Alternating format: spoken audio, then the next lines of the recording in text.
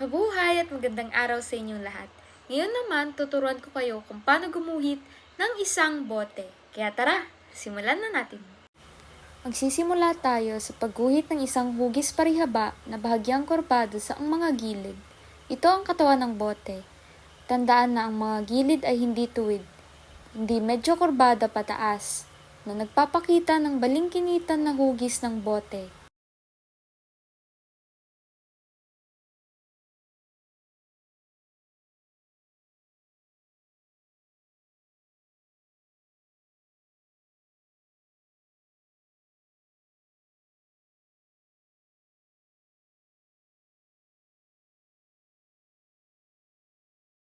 Gumuhit ng oval na nasa itaas ng bote.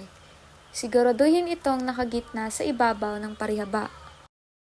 Ikonekta ang mga gilid ng mga bilog gamit ang kurbadong linya.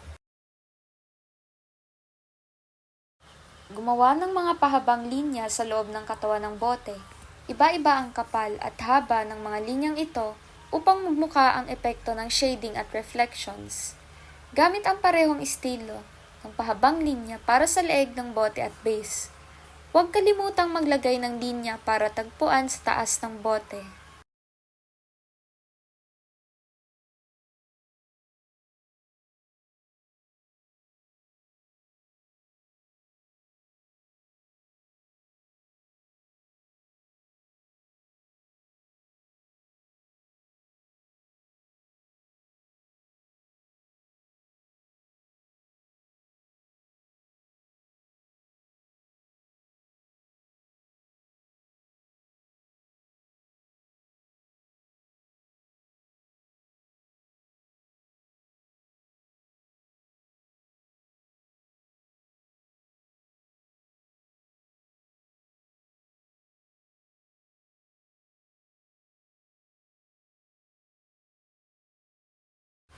Gamit ang diagonal na linya sa ilang bahagi ng bote, magdagdag ng ibang cross-hatching, mga krus na linya, para ipakita ang anino at